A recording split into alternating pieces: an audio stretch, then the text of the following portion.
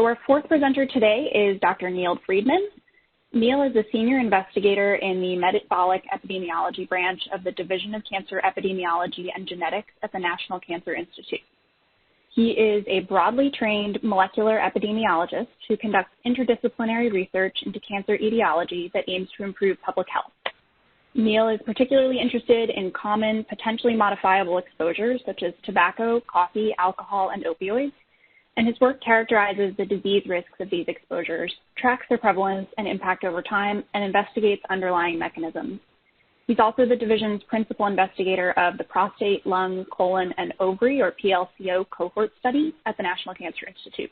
And the title of his presentation today is Unique Opportunities for Tobacco Research in the NLMS and TLMS. All right, take it away, Neil. Hi, can you see my slides? Yes, we can. Okay, great. Thanks so much for this opportunity and that kind introduction. So first, I just wanted to start out with some disclaimers. So I'm representing myself and not the National Cancer Institute. And for my collaborators from the U.S. Census Bureau and the U.S. Food and Drug Administration, this is for our own projects and not for our agencies or bureaus. In addition, we follow the census guidelines for protecting confidential information of participants. And so for that reason, you may see that we rounded a number of the numbers in the tables, for example. Okay, my interests for tobacco products are to understanding the impact of changing smoking patterns for cigarettes and other products over time in U.S. adults, and then to understand the impact of that on disease risks. Shown here is data from the surveillance part of the tobacco use supplement to the current population survey.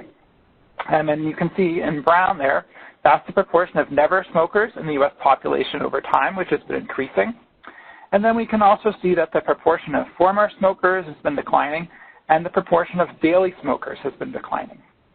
I've been particularly interested recently in non-daily smokers. That's this red line.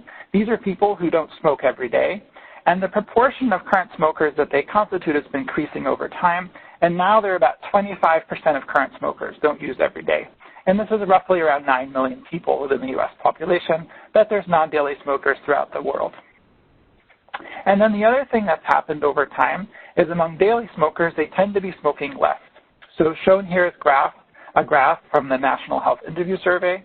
It's a few years old, but I think that the trends are the same now, is that the proportion of the U.S. population who are daily smokers who smoke a lot of cigarettes per day is declining. So the bottom there, this blue line, is the proportion of people saying they smoked 30 or more cigarettes per day.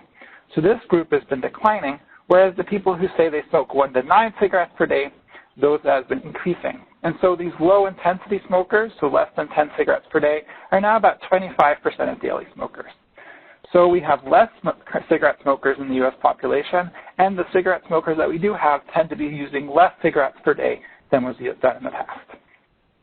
The other thing that's happening that I think is really interesting and important is that people are using different tobacco products.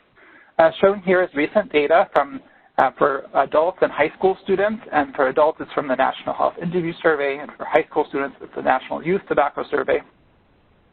And so among adults, about 21% were using any tobacco product, 14% cigarettes, 3.6% cigars, 1% hookah or pipe, 4.5% electronic cigarettes, 2.4% smokeless tobacco, and 3.9% of people were using 2 or more products. And these patterns are sort of particularly pronounced, I think, among younger people, such as high school students, where 23.6% of high school students said they were using tobacco products. And then you can see they're using a range of different things, 4.6% cigarettes, 5% cigars, 3.4% hookah, 19.6% electronic cigarettes, 3% smokeless, and 8% saying that they're using 2 or more tobacco products. And from the epidemiologic literature and the world that I'm from, we have many, many different studies about cigarette smoking, but we have far less studies about these other tobacco products. But it's a challenge to study them, and that's because most of the epidemiologic studies traditionally within the U.S. have enrolled healthier volunteers, so these are people that are willing to join a big study, and they tend to be healthier and wealthier in general than the overall U.S. population. And this is a group that tends to be less likely to use tobacco products. Also, most of the established cohorts don't assess emerging tobacco use patterns for products such as low intensity or occasional smoking or non-cigarette tobacco products. such as cigars or smokeless.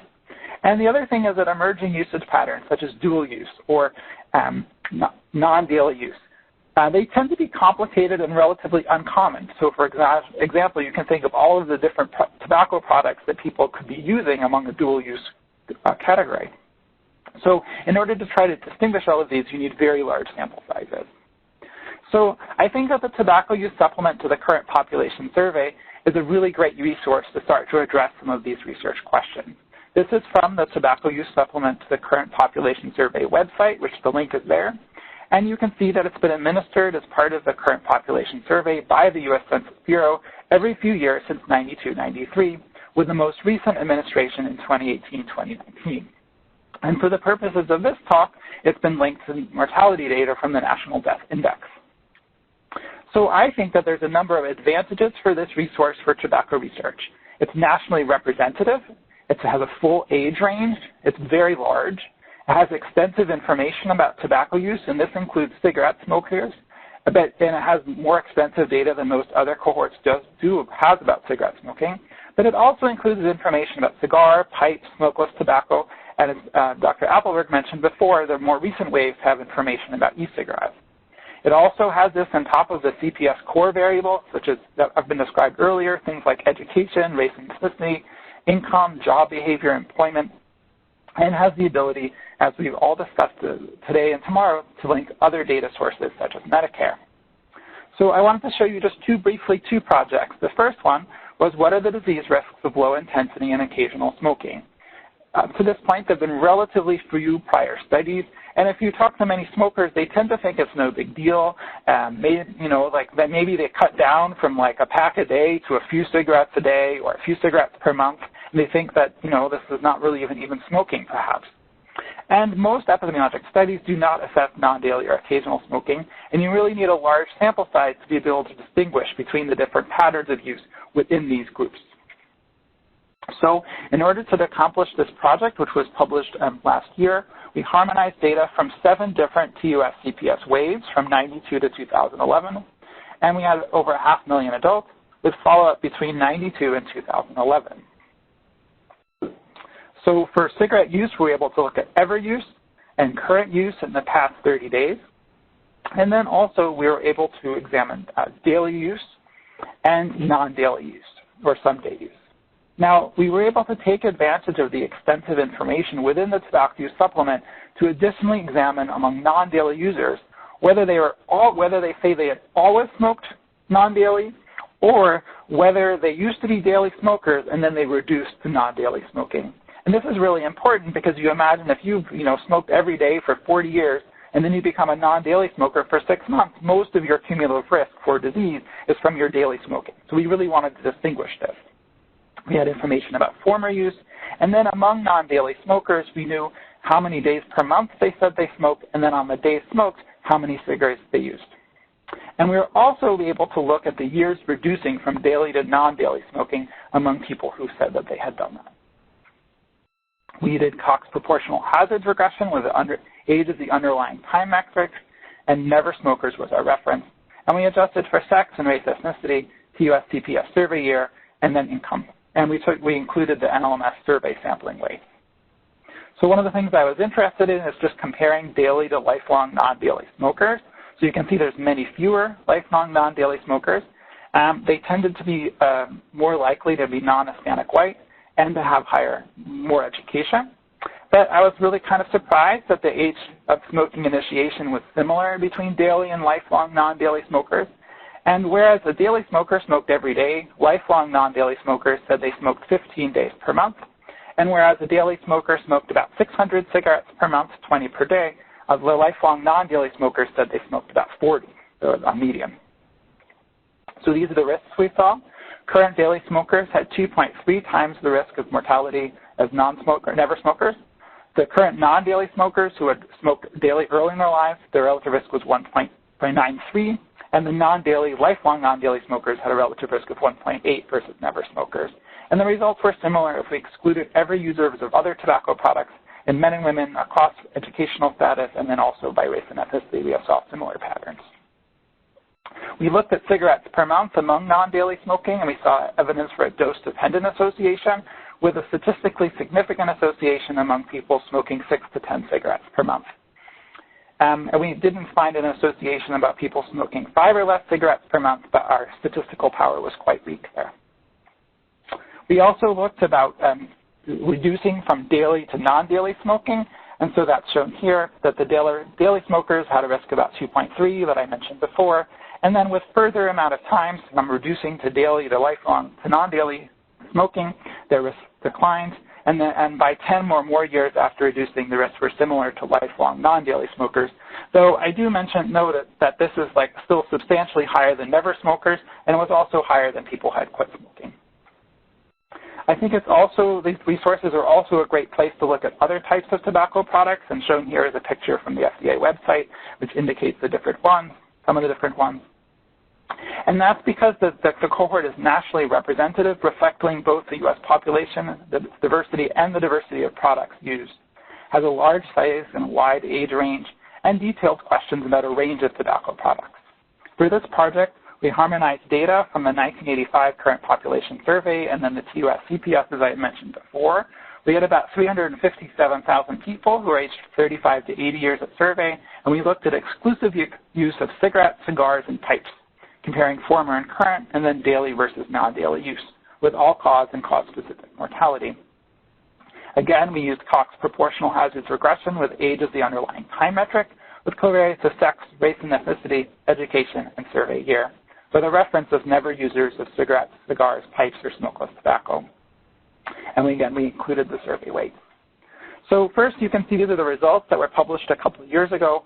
At first, you can see that we have way more current cigarette smokers than exclusive current cigar or exclusive current pipe smokers.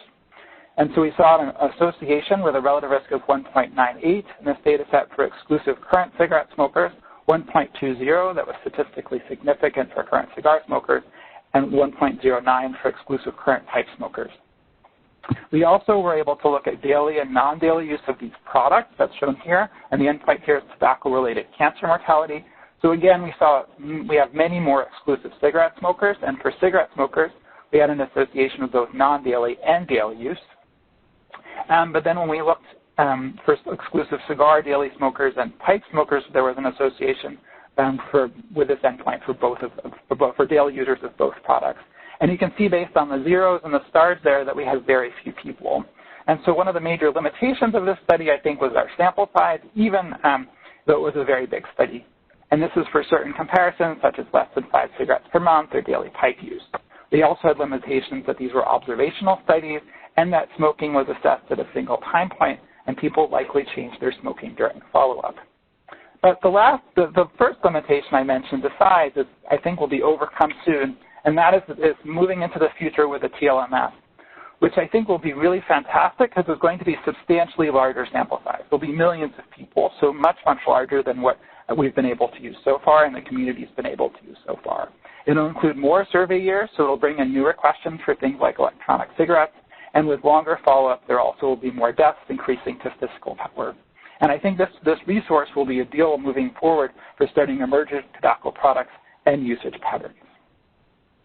So that's my 15 minutes. I'd like to really thank all the people that were involved in these studies, particularly Maki and Choi, my colleague in NCI, who led many of these projects, and then also in particular Carol Christensen from the FDA Center for Tobacco Products, and Candace Crossgrove from the U.S. Census Bureau, who ran all of the statistical analysis. And everyone has been great collaborators on these projects. Thank you very much.